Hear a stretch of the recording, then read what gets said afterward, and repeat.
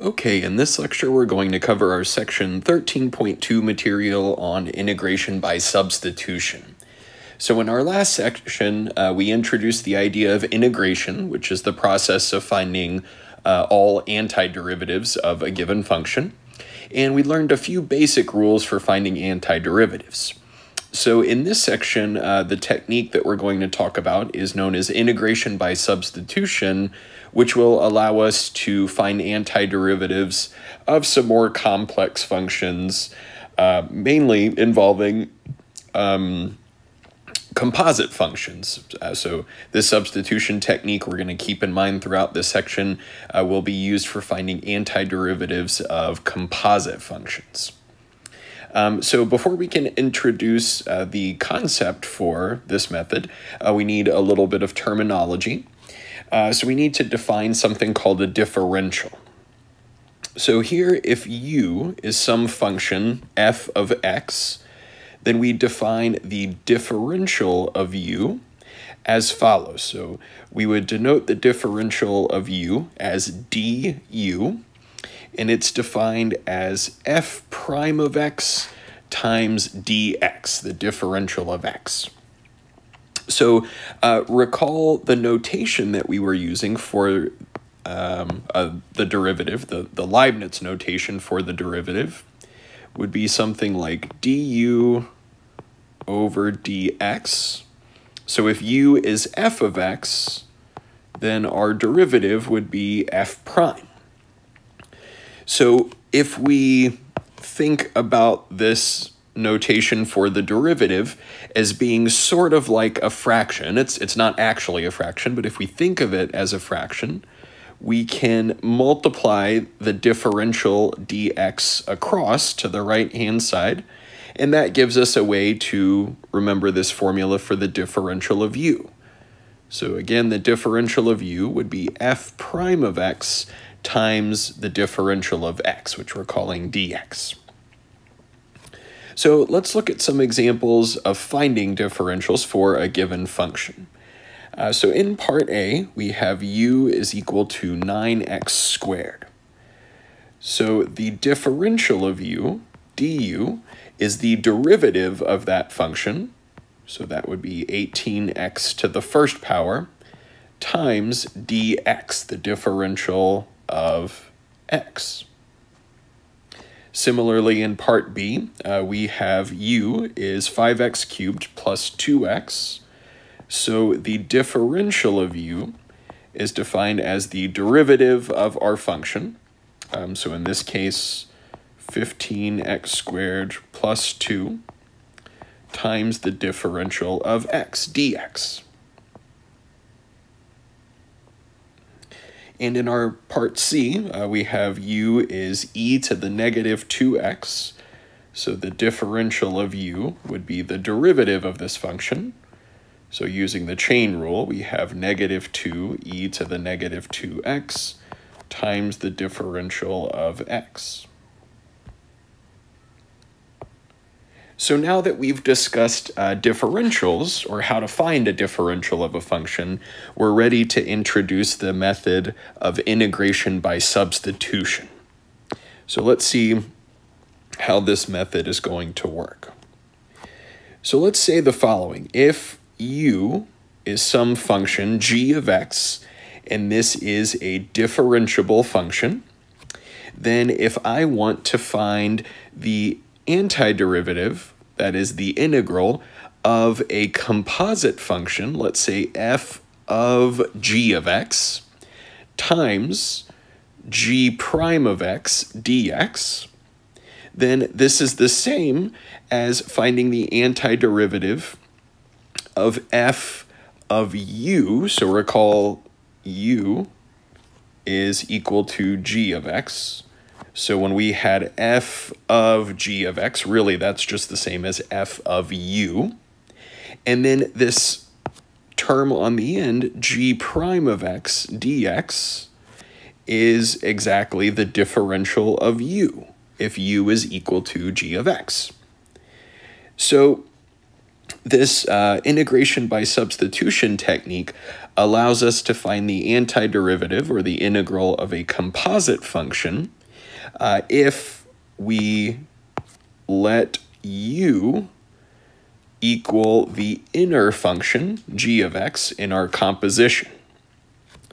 So when we're trying to use this method of integration by substitution, our first step is going to be to choose a value for u. And typically, u is chosen as the inner function in our composition, or more generally, u is chosen so that the differential of u is some factor of the integrand. So that is, if the differential of u is a factor of my integrand, that will allow me to determine how I'm choosing u. So let's see how exactly this method works. Again, something to keep in mind throughout this section is that we would need to use integration by substitution to integrate composite functions. So those are functions buried inside of other functions. And typically, u is chosen to be the inner function in that composition. So in our first example, we are looking for the integral of 3x minus 8 quantity raised to the 4th power, dx. So we see this as a composite function, which might make me think of using u substitution. So my first step in using the method of substitution is to choose what I want u to be. Now I mentioned u is typically taken to be the inner function in our composition. So in this case, 3x minus 8. And then the next step in our method of substitution is to find the differential of u. So as with our previous example, if u is 3x minus 8, the differential of u would be the derivative of u, which is 3 times dx. So from here, our goal is to rewrite the original integral in terms of u. So we started with the integral of 3x minus 8 to the 4th dx. And rewriting this in terms of u, we would have the integral of u to the 4th, since 3x minus 8 is what we were calling u. And then on the end, we have this differential of x, dx. So using the differential that we found for u, well, we said du is equal to 3 dx. So if we solve for dx, we would have du divided by 3. So we're rewriting our integral in terms of u. And now, this new integral is much easier to evaluate. My constant factor of 1/3 I can pull out in front of the integral. And then I have the integral of just u to the 4th du, which is 1/5 u to the 5th plus an arbitrary constant. So simplifying a little, we have 1/3 times 1/5 is 1/15 u to the 5th plus c. But now in my final answer, I want to use the variable x. So in my original problem, everything was in terms of x. So I want my answer in terms of x instead of u. So in the last step of these substitution problems, we're going to replace u by the expression that we chose for u above. So substituting 3x minus 8 back in for u, we have 1/15 times 3x minus 8 to the 5th plus some arbitrary constant. All right. And keeping in mind throughout this chapter, one way that we can always check our work for these problems is if we were to differentiate the function that we just found, we will get back the original integrand.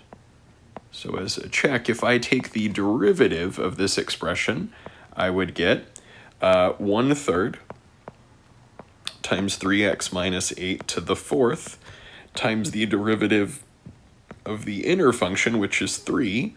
So my 1/3 and 3 cancel, and I get exactly the same function that was our integrand.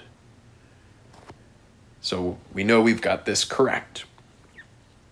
So let's look at some other examples. In part B, we're asked to find the integral of x squared times the square root of x cubed plus 1 dx.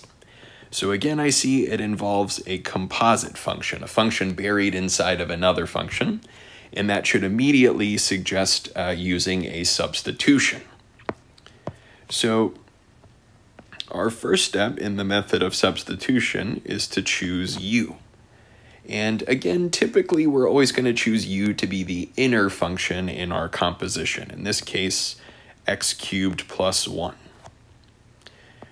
So then the differential of u is the derivative of that function. That would be 3x squared times the differential of x dx. So from here, my goal is to take the original integral, that is the integral of x squared times the square root of x cubed plus 1 dx, and I want to rewrite this in terms of u. So let's see what we have here. So I've got the integral of, well, the square root of x cubed plus 1 is now just the square root of u, since we were calling u x squared plus 1. So we have the square root of u, and then we're left with x squared times dx. So looking at our differential of u, notice that x squared times dx is exactly the same as the differential of u divided by 3. I can just divide both sides by that constant 3, and I've got my x squared dx. So we're left with du over 3. And the integral that I have now in terms of u is much easier to evaluate than the one we started with. So let's evaluate this. My constant 1/3 I can pull out in front of the integral. And then the square root of u is the same as u to the 1/2 power, integrating with respect to u. So for our integral, we have a 1/3, and the antiderivative of u to the 1/2 is u to the 3/2. So we add 1 to the exponent, and then we divide by 3/2, which is the same as multiplying by 2/3. And then we can add any arbitrary constant that we want. So we're left with 1/3 times 2/3 is 2/9 u to the 3/2 power plus c. So we have 2/9 of u, which was x cubed plus 1 to the 3/2 power plus c. So again, in that last step, we were substituting u back in place in terms of x for our answer.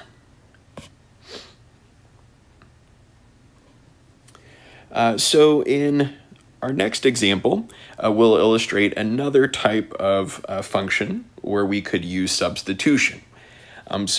As we saw in our previous section, the antiderivative of a quotient is not just the quotient of the antiderivatives. So another type of function where we might try to use substitution is a rational function or a quotient of two functions.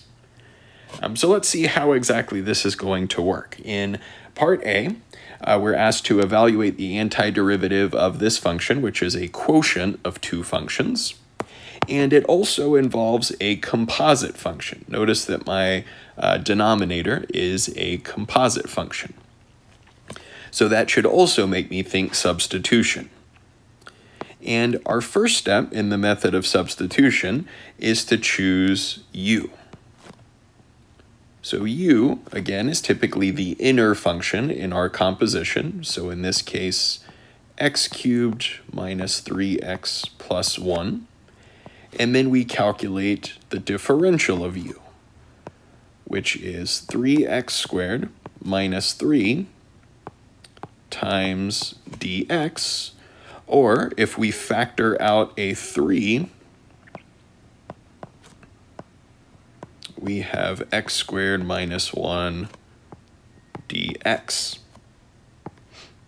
So from here, we can take our original integral, that was x squared minus 1 over x cubed minus 3x plus 1 squared dx.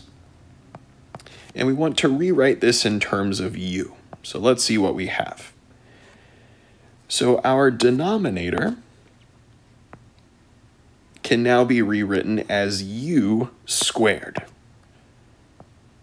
since we were calling u that x cubed minus 3x plus 1. And now what we're left with in the numerator is x squared minus 1 times the differential of x. So looking back at our work for the differential of u, in order to solve for x squared minus 1 times the differential of x, we could just divide both sides by 3, and we would have du over 3 as the x squared minus 1 times dx. So this new function is much easier to integrate. I can pull out my constant factor of 1/3, and I'm left with the integral of du over u squared, which is the same as u to the negative 2 du. So finding our antiderivative, we have 1/3 of the antiderivative of u to the negative 2 is u to the negative 1 divided by negative 1, which is the same as multiplying by negative 1, and then plus an arbitrary constant c. So rewriting this a little bit, well, we have a 1/3 times negative 1, so that's the same as negative 1/3. And then the u to the negative 1 power is the same as division by u. So this is the same as negative 1 over 3u plus an arbitrary constant. And in our last step, we want to substitute u in terms of x back into our answer.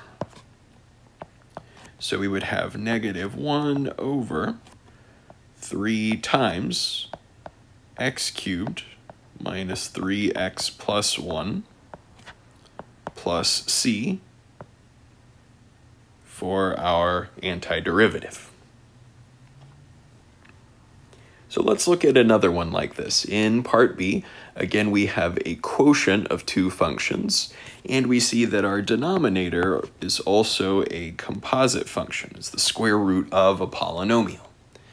So again, that should make us think of using a substitution to evaluate this integral.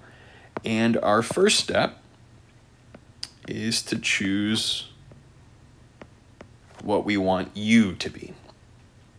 So u will typically be chosen as our inner function, in this case x cubed plus 5x minus 4, in which case du is equal to 3x squared plus 5 times the differential of x.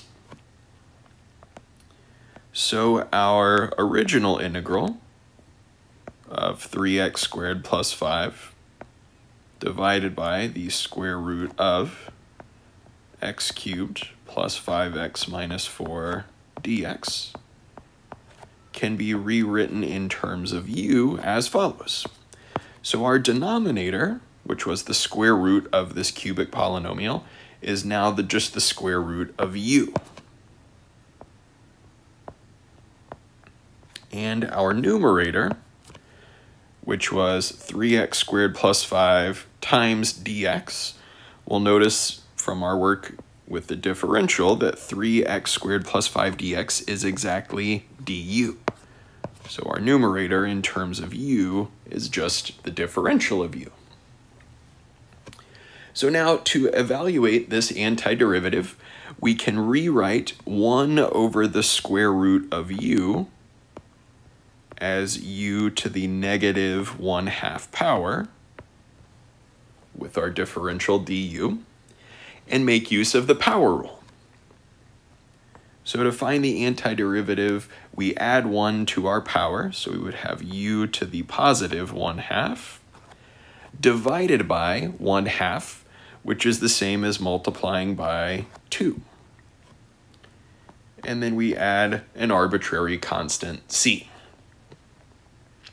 And in our last step, we are going to substitute our expression for u back into our answer.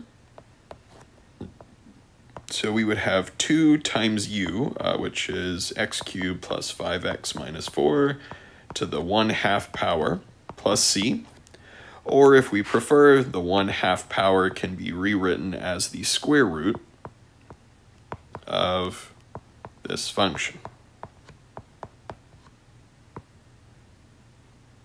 All right.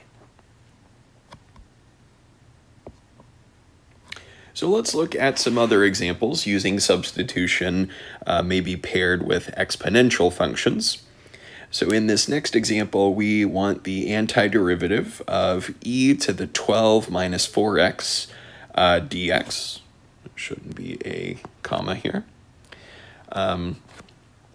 So as soon as we see this, we see that it involves a composite function. It's not just e to the x, but e raised to a function of x. So if we have a composite function, that should immediately make us think of a u substitution, and our first step is to choose u. Again, we normally choose u to be the inner function in our composition. So here, 12 minus 4x, in which case du, the differential of u, would be negative 4 dx. So taking our original integral of e to the 12 minus 4x dx and rewriting this in terms of u, well, we would have e to the u power, and then the differential of x dx we can solve for if we look at our expression for the differential of u. If we divide both sides by negative 4, we would have du divided by negative 4 is equal to dx, the differential of x. So our dx is now replaced by du divided by negative 4, and then we can pull the constant factor of negative 1/4 out in front of my integral, and I'm left with just e to the u du.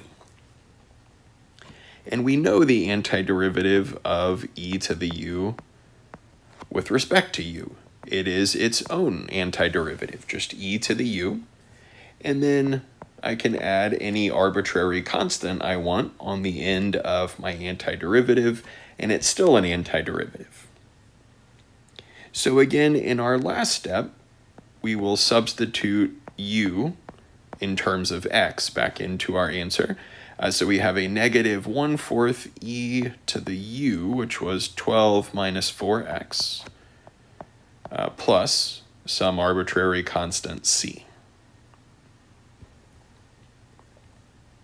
So let's look at another one. In part B, we have 2x cubed times e to the x to the 4th minus 1 power dx.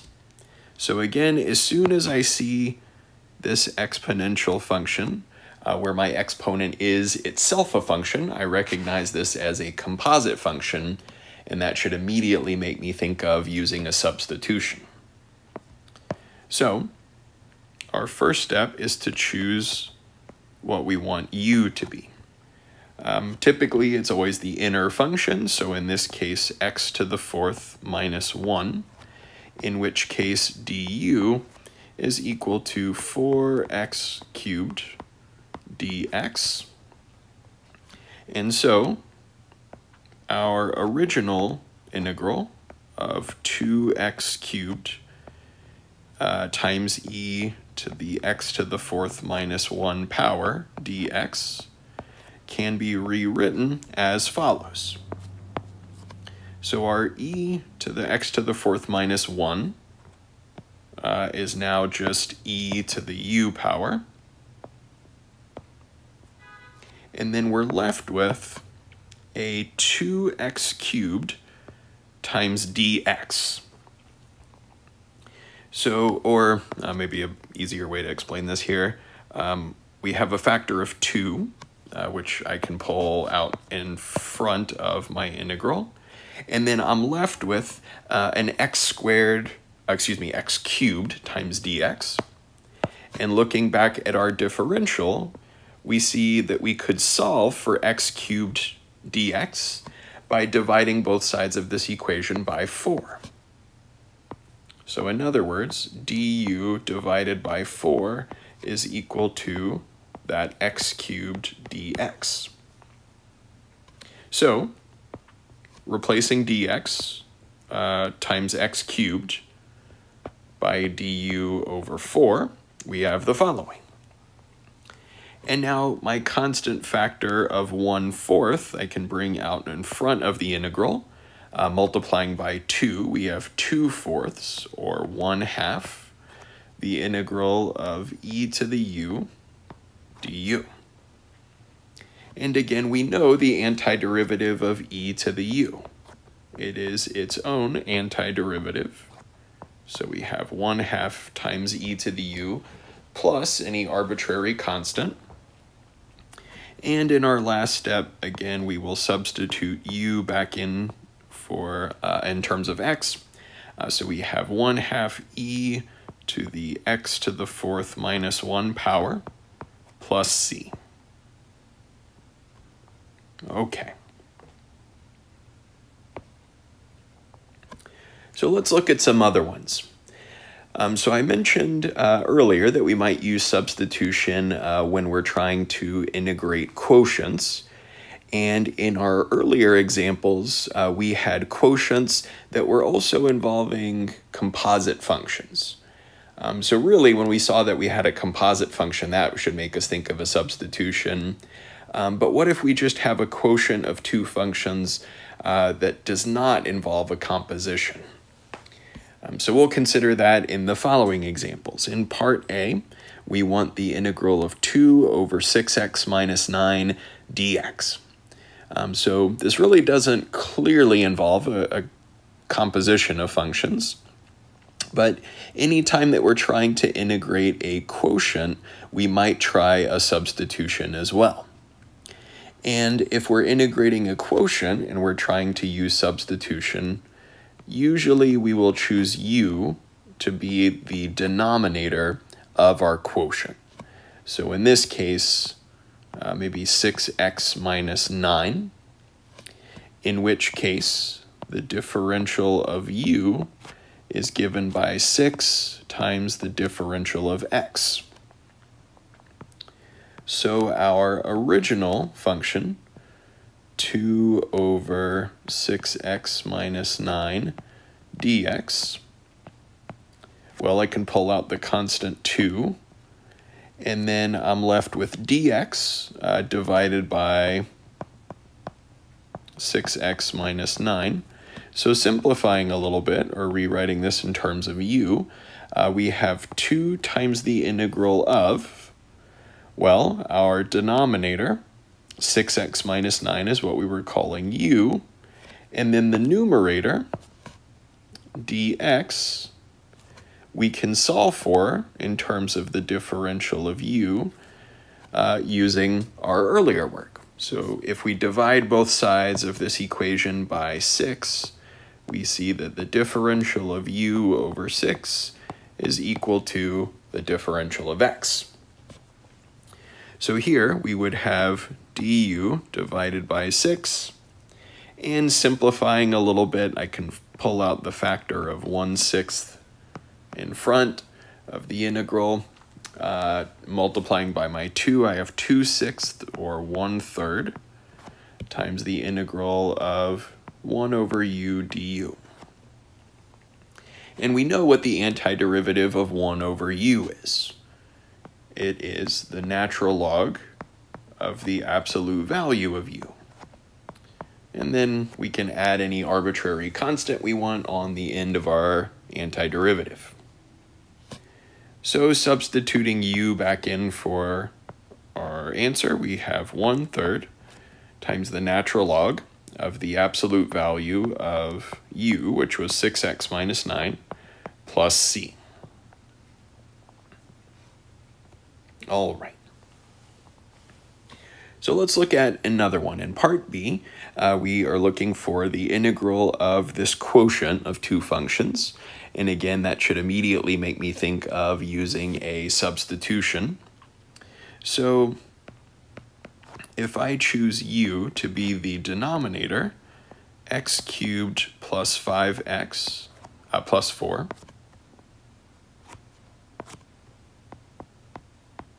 then the differential of u is given by 3x squared plus 5 dx.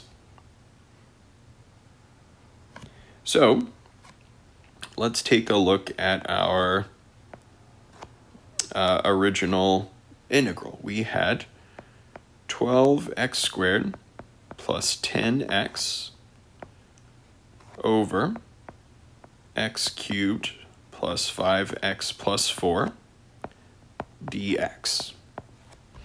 So let's see if we can rewrite this in terms of u. So we have our denominator is what we call the u. So we have something of the form 1 over u. And then our numerator was 12x squared plus 10x. And then we're multiplying by dx. So if we look at our differential for u, well, we see we have a 3x squared plus 5 times dx. And so we ask ourselves how we might be able to get the 12x squared plus 10x directly from this expression. So let's see. Here, actually, I might need to modify this problem so that the substitution actually works out nicely.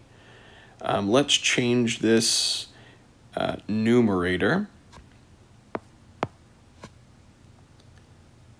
in the following way. Instead of 12x squared plus 10x, let's make it a 6x squared plus 10x.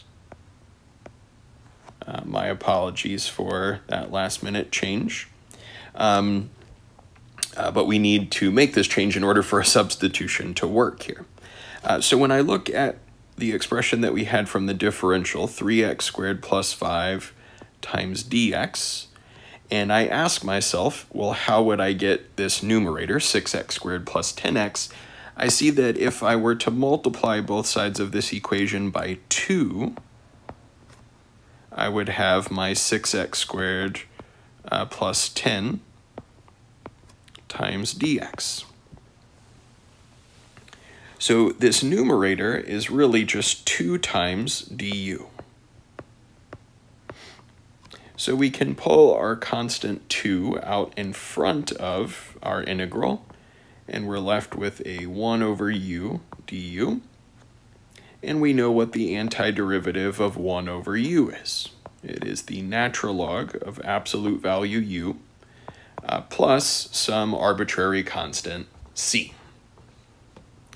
So in our last step, if we substitute u back in, we have 2 times the natural log of absolute value, x cubed plus 5x plus 4 plus c. All right. So let's look at some other examples, similar to what we've been doing, but where maybe our initial method of substitution doesn't cancel out everything perfectly, and we might need a little bit more work in order to evaluate our integral in terms of u. So here, in part A, we have the integral of x to the 5th times the square root of x cubed plus 2. So when I look at this, I see it involves a composite function, which immediately makes me think of using a substitution. And my first step in this method of substitution is to choose u. So I'm going to choose u as the inner function, x cubed plus 2, which means that the differential of u is 3x squared times the differential of x. So rewriting my integral in terms of u, well, we had an x to the 5th square root of x cubed plus 2 dx. So this is the integral of this square root of x cubed plus 2 is now just the square root of u. And then we're left with an x to the 5th times dx. Now, in our differential for u, we had a 3x squared dx. So it doesn't seem to match up perfectly here like it did in some of our earlier examples. So let's see what we could do by just solving for dx. So if I were to solve for dx, I could take du and divide through by 3x squared.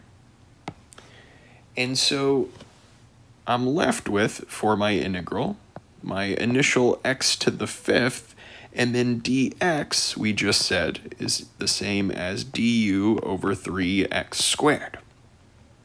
So let's see what this buys us. We have a constant factor of 1/3, which we can pull out in front of the integral.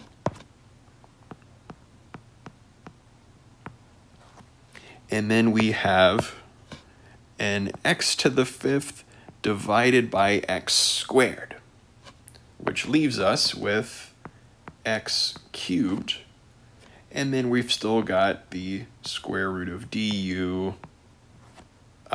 square root of u du.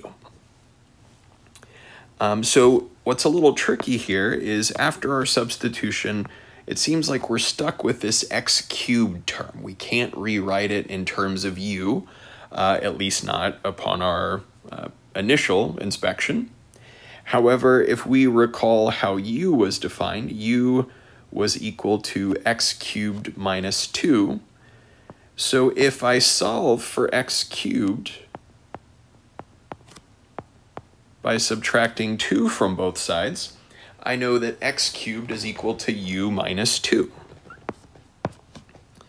So substituting that expression back into my integral, I have 1/3 the integral of x cubed, which is u minus 2, times the square root of u, or let me rewrite this as u to the 1/2 power,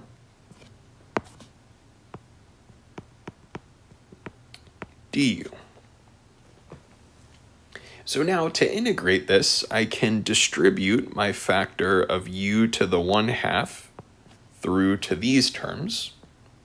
And I've got 1/3 the integral of u to the 1st times u to the 1/2 would give me u to the 3/2. And then I've got minus 2 times u to the 1/2 du. So now I'm ready to find my antiderivative using the power rule.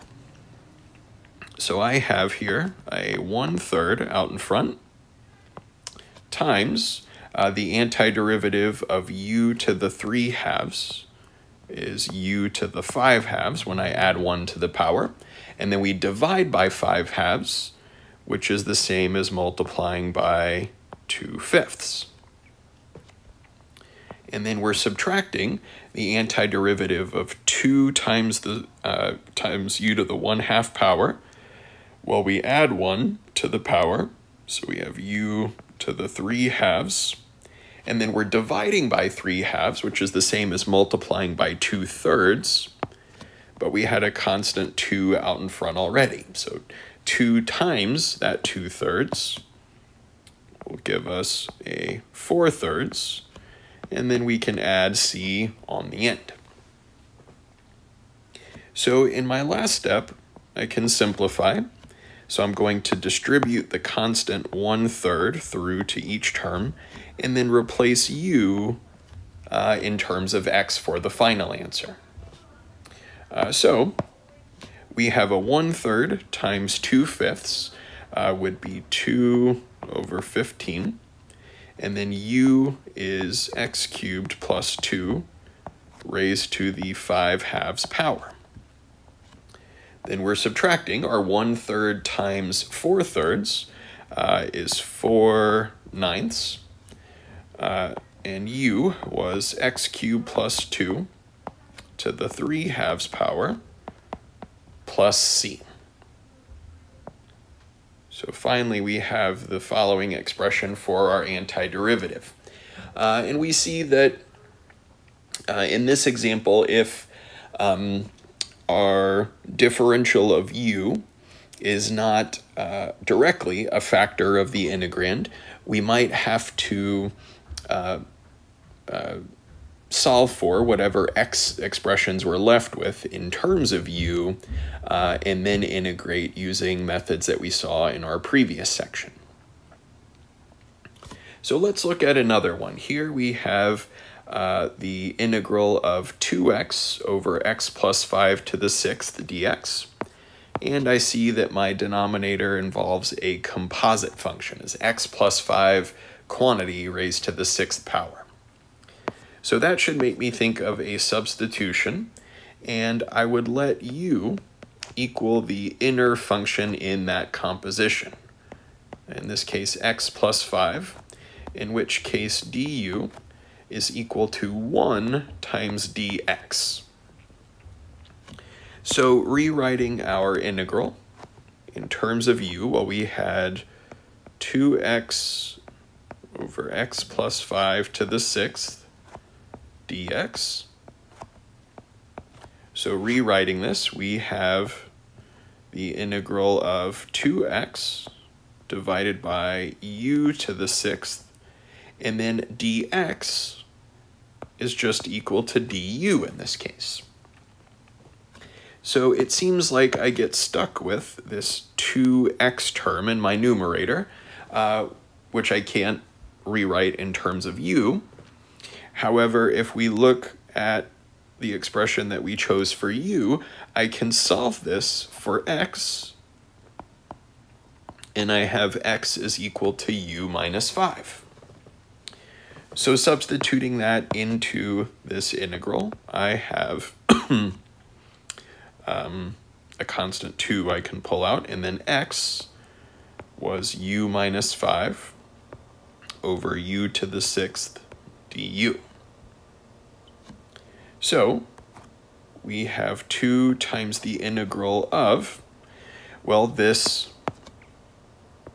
rational function. In order to integrate, I could split this fraction as u divided by u to the 6th minus 5 divided by u to the 6th du. Or 2 times the integral of this first expression, u divided by u to the 6th, would be the same as 1 divided by u to the 5th, or u to the negative 5 power. And then I'm subtracting 5 divided by u to the 6th, which is the same as u to the negative 6th du. And finally, I can integrate using the power rule. So I have 2 times the antiderivative of u to the negative 5th would be u to the negative 4th when we add 1 to the power. And then we're dividing by that power, negative 4. And then I have a minus 5 u to the negative 6th. So when I add 1 to the power, I would have u to the negative 5th. And then I'm dividing by negative 5. So my negative 5 and then dividing by negative 5 would give me just a positive u to the negative 5th power, plus some arbitrary constant. So rewriting this a little bit, if I distribute my constant 2, well, I have a 2 times a negative 1/4 would give me negative 1/2, and then u to the negative 4th is the same as division by u to the 4th power. Then I have plus a 2 times u to the negative 5, which is the same as division by u to the 5th, plus c. And in my last step, I'm going to substitute u back into this expression. So I would have negative 1 over 2 times u, which is x plus 5 to the 4th, plus 2 divided by u, which was x plus 5 to the 5th, plus c. So again, in this example, if our initial substitution leaves us with some term involving x, we might have to look back at our choice for u and then solve for that expression in terms of x and integrate using the techniques that we saw from our last section. So in our last example, we will consider one application of integration by substitution. We'll look at some more as we continue moving through this chapter. So let's consider the following. We're told that the marginal profit, so that is the derivative of the profit function, in thousands of dollars per unit from the sale of a certain video game console is defined by p prime, which is equal to the following function. And we're told that the profit from 150 units is $32,000. So in part A, we are asked to find the profit function. So here we're given the marginal profit, which is the derivative of profit. We want to find the profit function itself. So we're going to let p of x be the antiderivative of the derivative, which was 1.8x times x squared plus 27,000 to the negative 2/3 dx. And to evaluate this antiderivative, well, we see that our integrand involves a composite function. So we would try a substitution where u is taken to be the inner function. So let's choose u as the inside function, in this case x squared plus 27,000, in which case the differential of u is given by 2x times the differential of x. So rewriting the profit function p of x as an integral in terms of u, we have the integral of u to the negative 2/3 power. And then let's see what we're left with. We've got a 1.8x times dx. So the x times dx we see from our earlier work is equal to du divided by 2. So when I have my 1.8x dx, I've got 1.8 times half of du, which leaves me with 0.9. Let me clean this up a little bit so it's easier to see. We have a 0.9 u to the negative 2/3 du. And we can now integrate using the power rule. So we would have, for the antiderivative of u to the negative 2/3, a u to the positive 1/3, and then we're dividing by 1/3, or equivalently multiplying by 3. So when we have our constant 0.9 and we multiply by 3, we get a 2.7 u to the 1/3 plus c, or substituting x, u in terms of x back into our answer, we have 2.7 times x squared plus 27,000 to the 1/3 plus a constant c. So as we saw in our last section, in the case that our antiderivative has some interpretation, like a profit, we can't have c as any arbitrary number. It needs to be a specific constant that makes sense in relation to the problem. So what can we use to solve for this constant c? Well, we were told that the profit from 150 units is $32,000.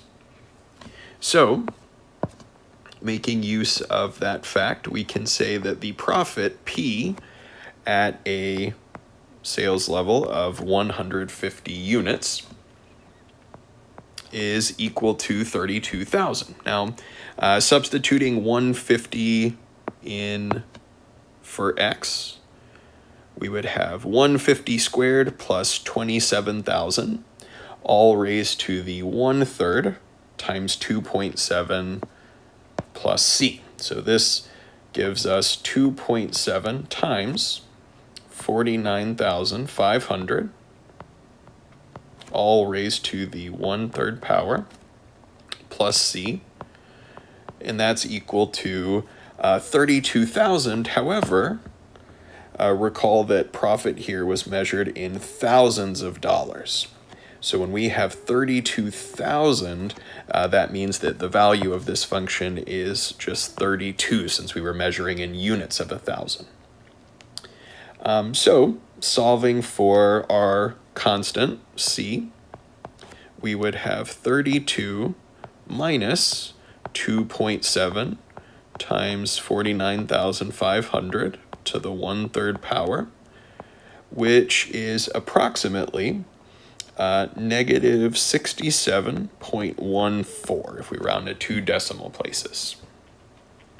So taking that expression for c and substituting back into the expression that we found for the profit function, we have our profit function p of x is equal to 2.7 times x squared plus 27,000, all raised to the 1/3 plus c, which was negative 67.14.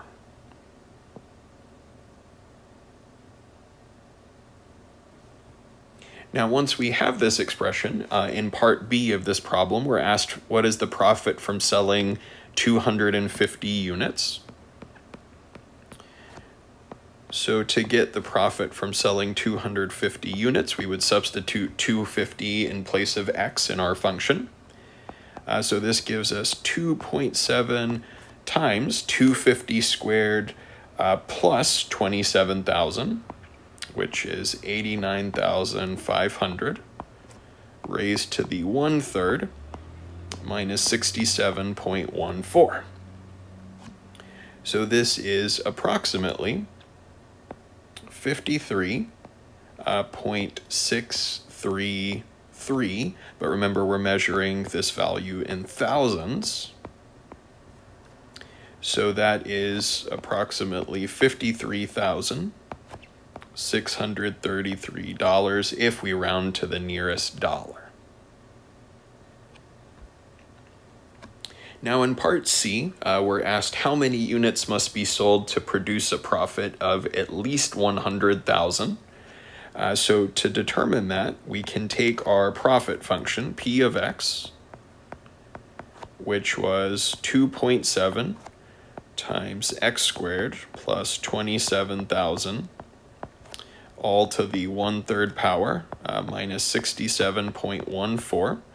And we would set that equal to 100, because again, we were measuring profit in units of 1,000. So for 100,000, our profit would just be 100.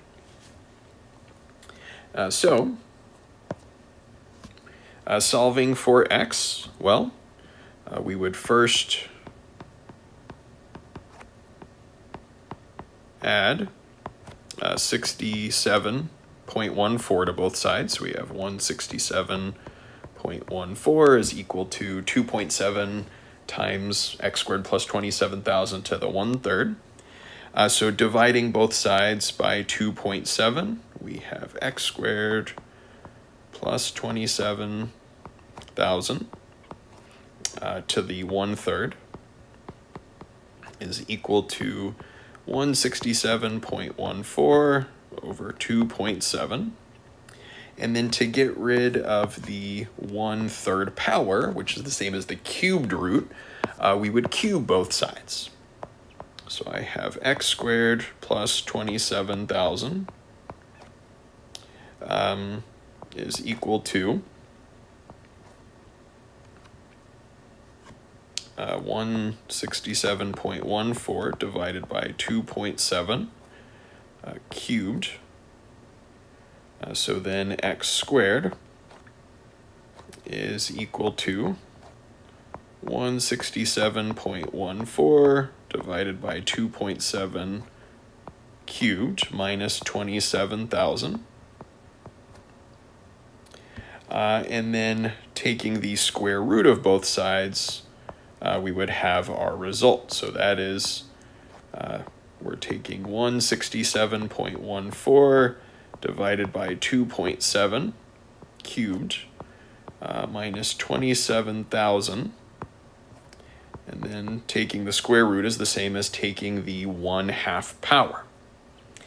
So let's see if we can figure out what this is approximately using a calculator. So well, let's see, 167.14 divided by 2.7. And then we are cubing that value, subtracting 27,000, and then taking the square root. This gives us a value of x, which is approximately 458 units. So we need to sell 458 units in order to reach a profit of at least 100.